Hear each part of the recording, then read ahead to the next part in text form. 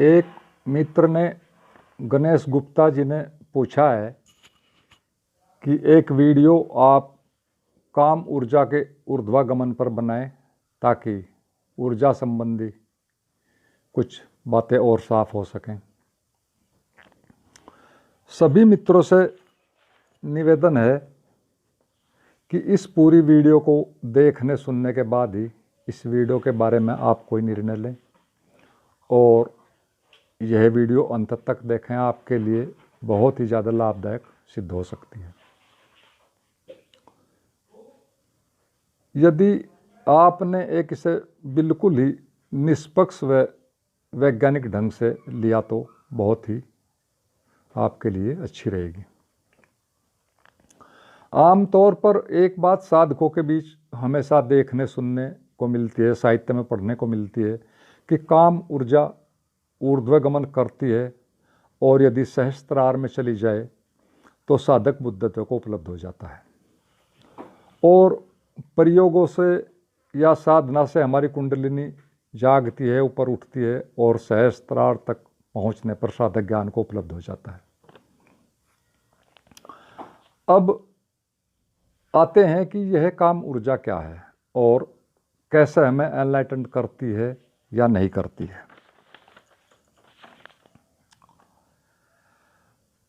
हमें इस बात को थोड़ा पीछे से समझना होगा। हमारा शरीर हमारे भोजन, सांस द्वारा अंदर गई हुई वायु, सूर्य से आने वाली ऊर्जा को या कहो पूरे आहार को ही, और यहाँ आहार का अर्थ है कि जो भी शरीर में बाहर से आ रहा है, इस पूरे आहार में से कई तरह के तत्व ले लेता है और शेष वेस्टेज को कई रूपों में शरीर से बाहर निकाल देता है।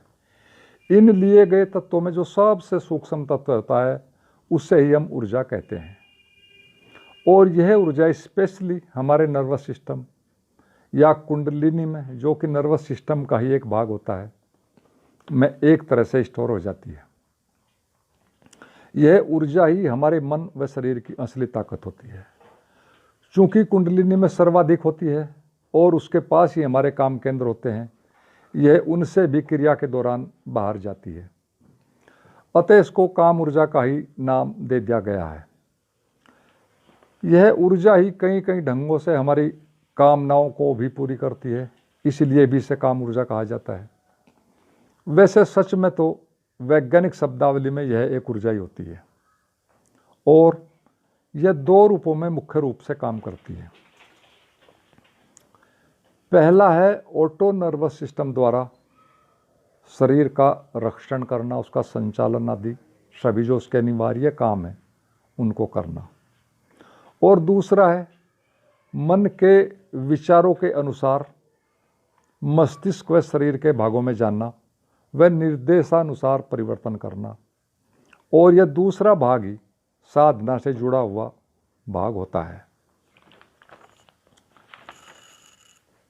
तो इस बात को अभी हम सिर्फ एक ही ढंग से लेते हैं और वो ये है कि यह एक तथ्य है कि हमारे शरीर के एक एक सेल व नर्वस सिस्टम के न्यूरॉन्स में या पूरे नर्वस सिस्टम में और जो उसके मुख्य मुख्य केंद्र हैं उनमें बहुत सी शक्ति सुप्त अवस्था में प्रकृति के अपने एक सिस्टम के तहत रिजर्व्ड स्थिति में एक तरह से मौजूद होती है और कुछ साधक उसे किसी न किसी विधि से जागृत कहो या रिलीज्ड कहो एक तरह से कर लेते हैं और वह हमारे नर्वस सिस्टम के फिर प्लेक्सिस में या और चक्रों में, केंद्रों में, जो कि एक तरह से छोटे ब्रेन से होते हैं, सेकंड ब्रेन कहो, छोटे ब्रेन कहो, उन्होंने वो उस तरह के होते हैं, उनको और फिर पूरे नर्वस सिस्टम को और मुख्य ब्रेन के भी कुछ केंद्र हिस्सों को लोब्स से गुजरकर उन सबको एक्टिवेट कर देती है और उन ब्रेन के हिस्सों में ही एक हमारा हिस्सा होता है जो सबसे ऊपर होता है ब्रेन के, जिसे हम कॉर्टेक्स कहते हैं मेडिकल भाषा में, नियोकॉर्टेक्स या कॉर्टेक्स कहते हैं, और फिर हम उसे ही हम सहस्त्रार भी कहते हैं। और उन सब के एक्टिवेट होने से उनकी अपनी नैसर्गिक ब्लूप्रिंट के अनुसार जो उन अंगों की है, उसके अनुसार फिर साधक को अजीब अजीब दृश्य, सुगंध, प्रकाश या भाव या विचार या ऊर्जा के झटके लगना, सरसराहट, कुछ प्रकाश देखना आदि आदि अनेक तरह के असामान्य अनुभव होते हैं।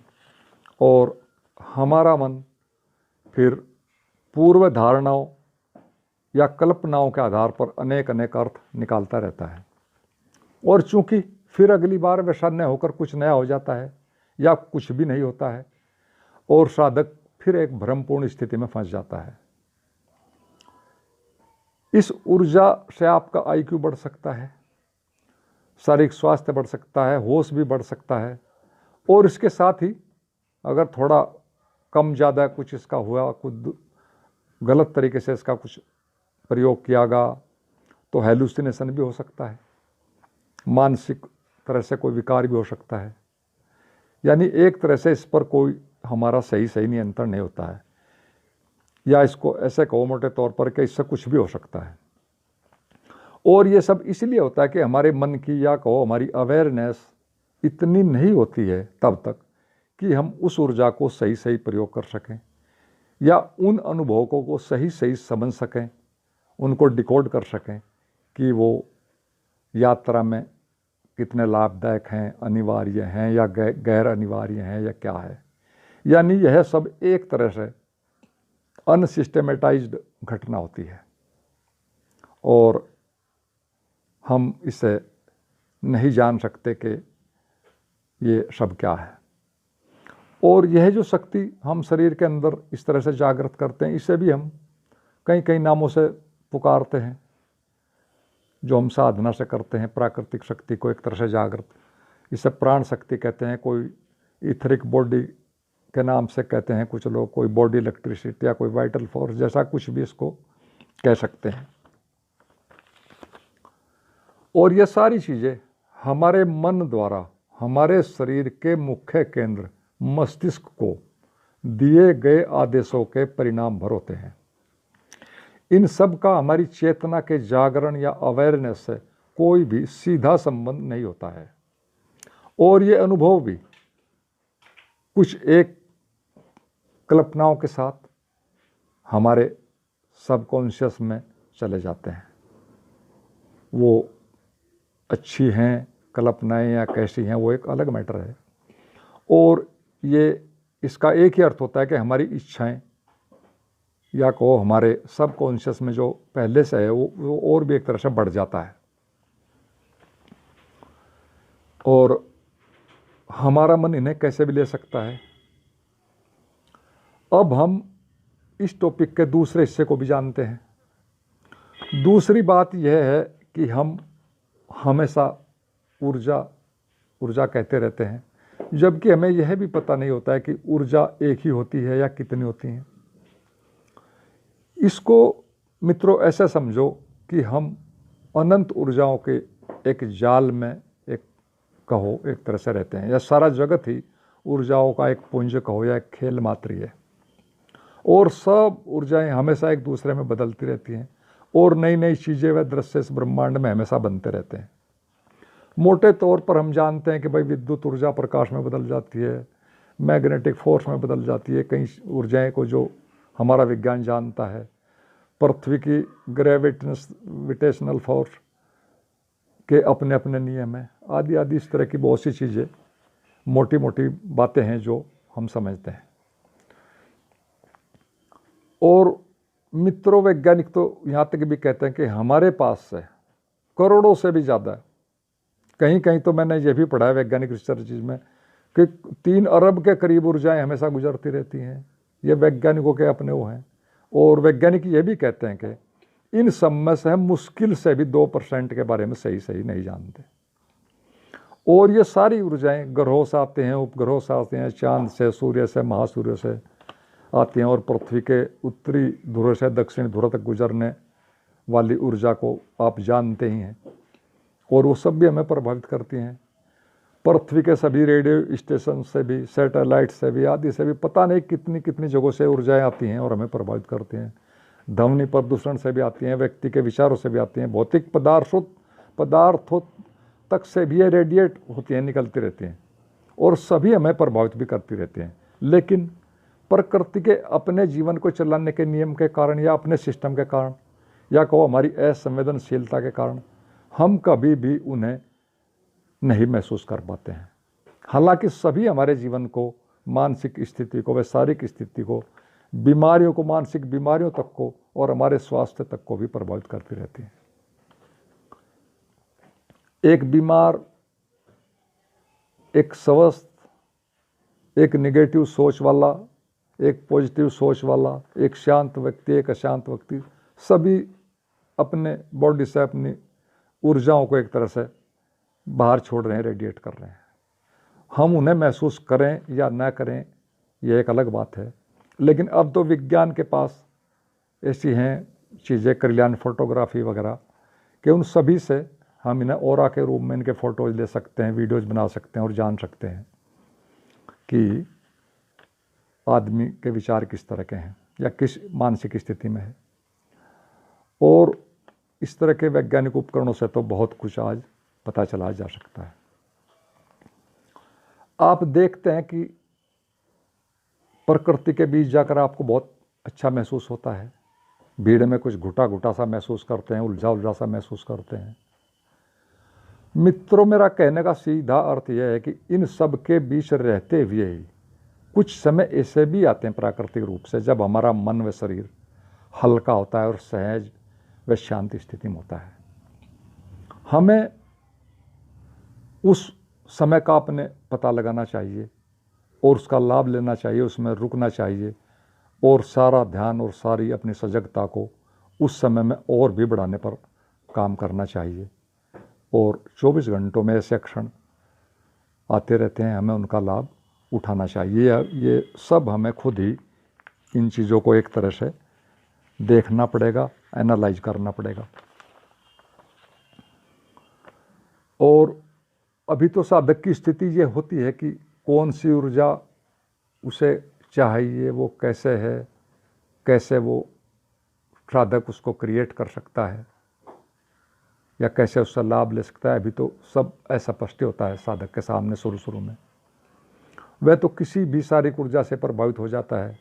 कोई सामने व्यक्ति है, उसकी निकलने वाली उसकी ऊर्जा से, उसकी शारीरिक ऊर्जा से ही प्रभावित हो जाता है, उसके अच्छे स्वास्थ्य से ही प्रभावित हो जाता है, उसकी सुंदरता से ही प्रभावित हो जाता है और कुछ का कुछ समझने लगता है। किसी भी चीज़ का कुछ भी हम अर्थ ले लेते हैं और ये सारा ऊर्जाओं का ही खेल होता है। एक तरफ से एक व्यक्ति से दूसरे व्यक्ति में ऊर्जाएं सब इस तरह जाती रहती हैं। और ये ऊर्जा तो, इसको मोटे तौर पर आप ऐसे समझें जैसे कि एक आदमी के, हमारे शरीर के लिए पैसे की ज़रूरत है, अच्छा भोजन के लिए, अच्छी दवाई के लिए, लेकिन हम अच्छी तरह जानते हैं कि यह पैसा कभी भी हमारे शरीर को अमर नहीं बना सकता, लेकिन इस पैसे के बिना काम भी नहीं चलता। और इसी पैसे से आप चाहें तो अपने जीवन में अच्छे काम भी कर सकते हैं, विकसित भी हो सकते हैं, और चाहे तो गलत काम भी कर सकते हैं, आप अपना पतन भी कर सकते हैं। ठीक ऐसे ही मानसिक ऊर्जा या प्राण ऊर्जा भी साधक के लिए ज़रूरी है, जो कि उसे साधना के दौरान स्वयं ही मिलती रहती है। उसमें कोई ज़्यादा बड़ी समस्या नहीं है कि उसको एक वो बनाया जाए, लेकिन वह उसे जागरण तक उस ऊर्जा की मात्रा पहुंचा ही देगी, ऐसी कोई गारंटी वाली बात नहीं होती, ऐसा कोई ज़्यादा बात नहीं होती। हाँ, ये सहायता करती है, बड़ी ज़रूरी है, और इससे आप चाहें तो दूसरे ढंग से सिद्धियाँ भी पा सकते हैं। सच में तो सारी चीज़ें इसी शक्ति के ऊपर ही निर्भर है। तो असली बात तो ऊर्जा पैदा करने वाले और उपयोग उसको ऊर्जा को करने वाले की होश की, या कहो उसके जागरण की, या उसकी मानसिक स्थिति की ही एक तरह से बात होती है।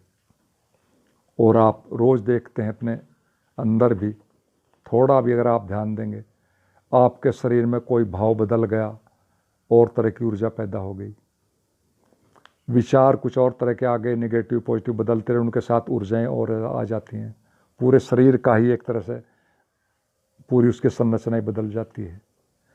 और ये सब चीज़ें, सारी ऊर्जाएं बिना कुछ भी आपके किए ही पैदा होती रहती हैं ऑटोमेटिक 24 घंटे। हम सब जानते हैं, बस सिर्फ इस तरफ थोड़ा अवेयर नहीं है कि आपसे किसी ने कुछ कह दिया, उसी के अनुसार आपकी ऊर्जा बदल जाती है, मन की भी शरीर की भी। आपने क्रोध किया, ईर्ष्या किया, प्रेम किया, उससे ही ऊर्जाएं अलग अलग तरह की पैदा हो जाती हैं और हमें लाभ या हानि पहुंचाती रहते हैं, हमें प्रभावित करती रहती हैं। मित्रों, मैंने इस विषय में कुछ थोड़ा स्पष्ट करने की कोशिश की है। सच में तो एक और वीडियो चाहिए इस बात को और स्पष्ट करने के लिए, और यदि आप कहेंगे, कमेंट करेंगे इस तरह के, तो मैं एक और इसका सेकंड पार्ट भी बना दूंगा। और किसी भी मित्र को कुछ पूछना हो, कुछ कहना हो, जैसा भी कमेंट चाहें कमेंट बॉक्स में कर सकते हैं, फ़ोन से बात कर सकते हैं, जैसा आपको ठीक लगे। और अंत में आप सभी मित्रों को मेरा प्रणाम।